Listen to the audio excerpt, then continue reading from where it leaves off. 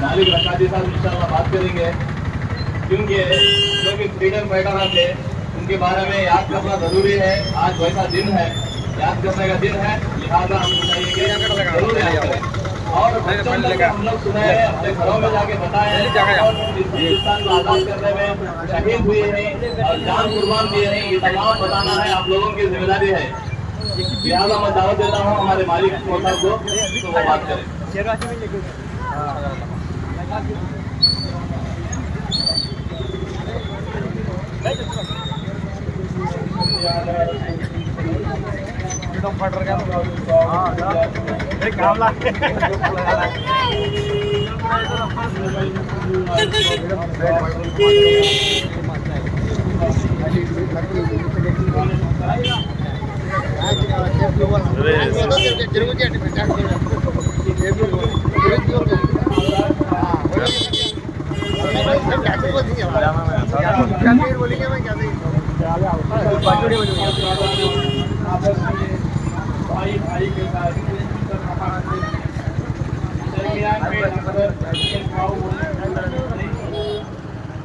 मुसलमान हुक्मरानों ने कभी अपने दौर हुकूमत में ये एहसास नहीं होने दिया बिरादरान वतन को हम अलग नहीं, तुम अलग नहीं, और आपस में रवादारी और मोहब्बत ताल्लुकात जैसे मजबूत थे, एक दूसरे को नफरत की निगाह से नहीं देखा।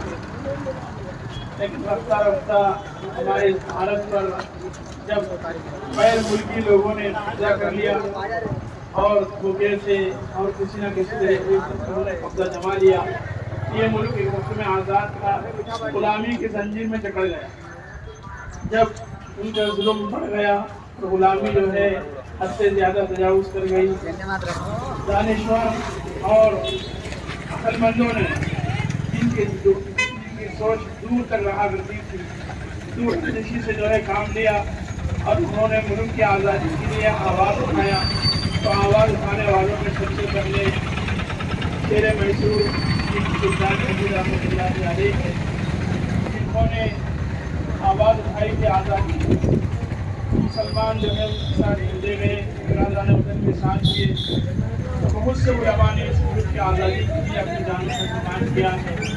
हम मुसलमानों को चाहिए कि वो उलमा की कुर्बानी को याद करें और उसके बारे में मालूमात हासिल करें।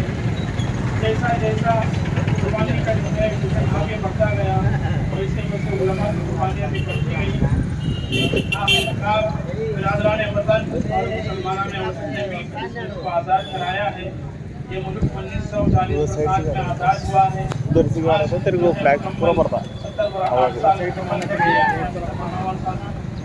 आज़ादी को बनाया जा रहा है। हम मुसलमानों को चाहिए कि तारीख का इल्म हासिल करें और हमारे जिंदों में इस बात को करें हमारे असलाफ ने यहाँ हमारे लिए कितनी कुर्बानियाँ दी और हमारे असलाफ ने इसकी आज़ादी के लिए, हम सबकी आज़ादी के लिए अपने जानों को कुर्बान करके, अपने बेवा बच्चों को यकीन करके जो इस मुल्क को आज़ाद करा के गए हैं। तो हमारी जितने भी हमारे असलाफ की निशानियाँ थी, चाहे वो लाल किला हो, मीनार हो, चार मीनार हो, ताज महल हो, और इसी तरह जितनी भी बड़ी बड़ी चीज़ें आप नजर आ रही हैं, हमारे असलाफ की निशानियाँ हैं। निशानियों को जो है हमें और कभी भी हमें इस मुल्क के अंदर हमारे बिरादरान वतन के साथ ये समझ करके हमें क्या करेंगे, बहुत कुछ किए हैं, हमें क्या शराब होते हैं, तो हमें ये समझ कर शिकार नहीं होना है, बल्कि हमें इस मुल्क की आज़ादी में हमारे उलमा ने फरमाया है, जितना हमारे मुसलमानों ने इस मुल्क की आज़ादी के लिए खून बहाया है, उतना किसी कौम के लोगों ने पहुँचना भी नहीं पाया। हमारे मुसलमान जो है इस मुल्क की आज़ादी में आगे बढ़ कर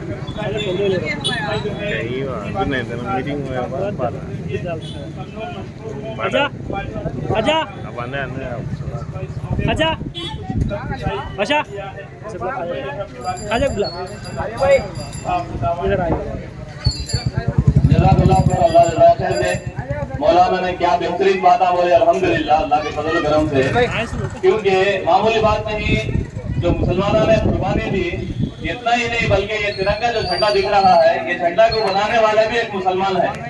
और आज तक कोई 1 किलो नहीं, आधा किलो नहीं, 1 तोला सोना कोई हिंदुस्तान के लिए और पैदे के लिए कोई दिया तो नहीं, लेकिन 5 टन सोना हमारे मुसलमानों ने, हमारे पुरखों ने दिया हुआ है।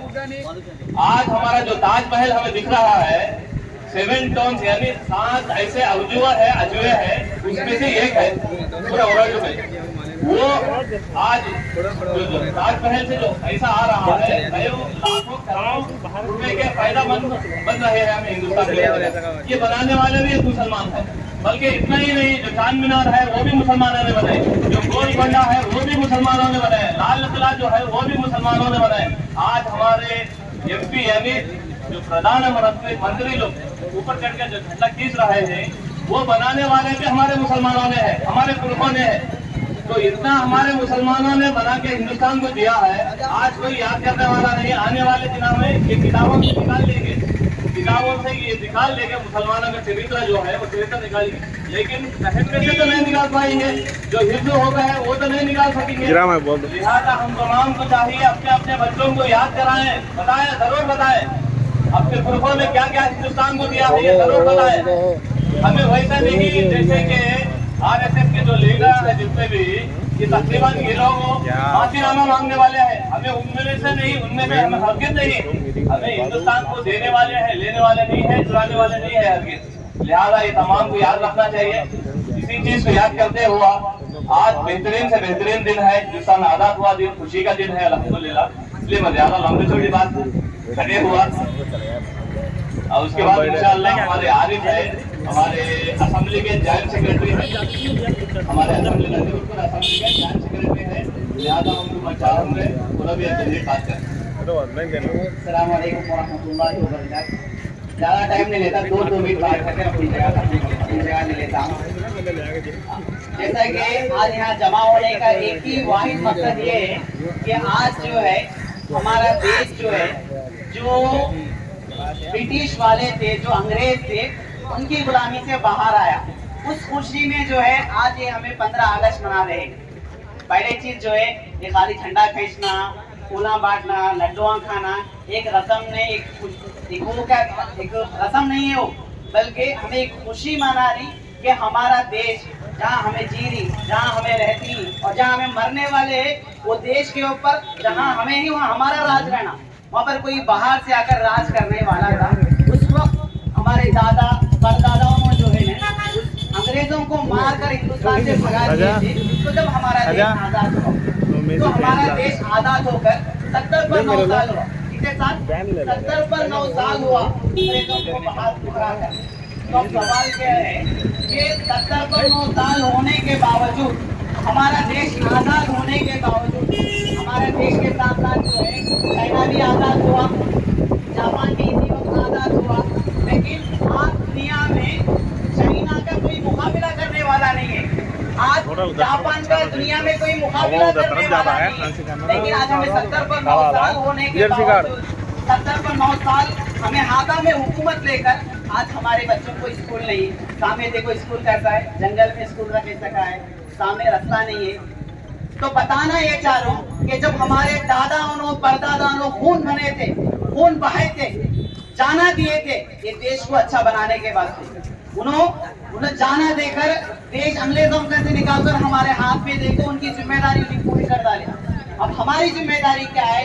हमारी जिम्मेदारी ये है कि हमारे गांव को या हमारे बाड़े को, हमारे बच्चों को और हमारी कंट्री को अच्छे बनाना हमारी जिम्मेदारी है। लेकिन हमें क्या तो करते ही क्या? हमारे हाजनगर में इतना पानी आता, कौन तो उसके ऊपर आवाज उठाता क्या? हमारा वो हाजनगर की जमीन के वास्ते जाना दिए हैं, लेकिन आज हमें क्या पानी है तो भी किसको क्या फर्क पड़ता नहीं। बच्चे आजकल पढ़ना नहीं, किसी को फर्क पड़ता नहीं, भीख मांगते सुनो दिन ब दिन बढ़ जाती है, किसको फर्क पड़ता नहीं। ये कई को इसके 2-3 रीजन आए, वो बोल को मेरी बात। पहला रीजन क्या? हिंदुस्तान का मुसलमान हमें ये समझने लगी कि हिंदुस्तान में हमारा हक नहीं है। हिंदुस्तान किसका की है? माहौल दूसरे कमी करती है, हमें जस्ट जीती बोल तो जीत नहीं, ये समझना गलत है।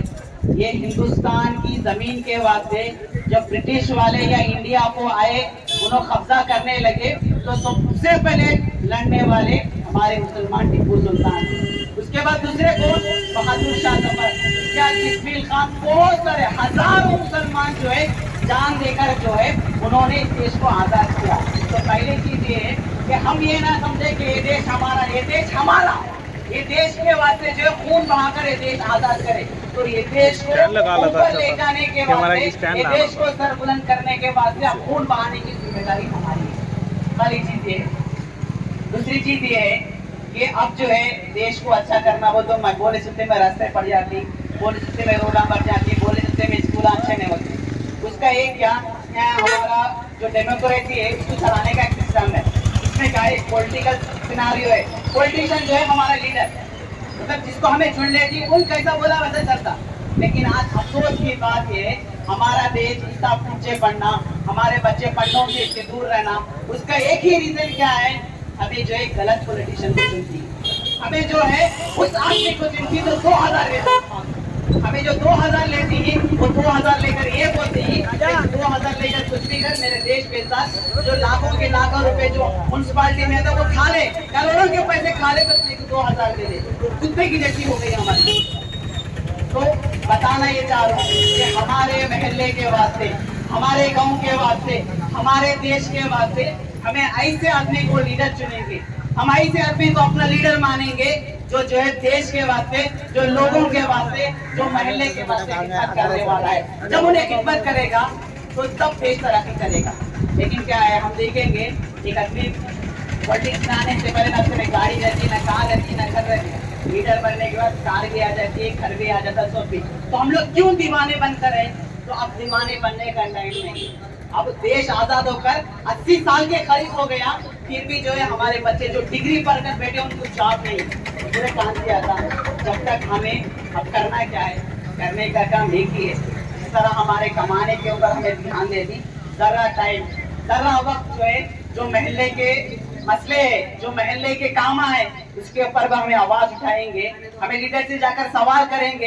एक चीज क्या है, जो लीडर है उन्हें हमारा बादशाह ने, उन्हें हमारा लीडर ने, और हमारे पैसे देखो खाता थे, ये जो अरोड़ा डालती, जो चंद्रा बाबू, कोई भी पैसे देता उसके बाप के घर से, उसके दादा के घर से पैसा नहीं लेता हूँ।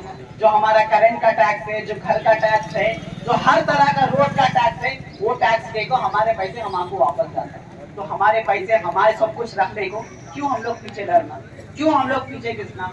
तो इस मौके पर ये जो हमारी आज़ादी का मौका है, उस मौके से मैं एक ही मैसेज देना चाहता हूँ कि हम लोग जो है, ये हिंदुस्तान हमारी जमीन है, हम यहाँ मरने तक यहीं रहेंगे, हमारी आखिरी रूह भी यहीं कब्ज होगी, हमारी जान भी यहीं हम छुड़ाएंगे। तो इसलिए जब हमारे यहाँ रहने की जगह है तो हम ये जगह को भी अच्छी बना लेंगे इंशाअल्लाह ताला। तो आखिर में जो है मैं हमारे जो भी हैं नौजवान सुबह से यहाँ काम करे हैं, झंडा लगाने में, कोई चीज़ा लाने में, हमारे छोटू है, सैयद है, वो वसीम, अफरोज, जो भी सुबह से यहाँ कोशिश करे हैं शाहजहाँपुर, उन तमाम का नाम लेकर मैं शुक्रिया अदा करता हूँ कि उनकी मेहनत से, कोशिश से जो है आज एक लाखोशी हुआ है। तो आखिर में और जो है जो SDPA के लीडरान आए हैं और हाथनगर के जो भी हमारे बड़े हैं और बॉन्डे जो भी टाइम निकाल कर यहाँ ठहरे हैं, उन तमाम का मैं दिल की गहराई से शुक्रिया अदा करता हूँ। जज़ाकल्लाह, अल्लाह जज़ाए खैर दे।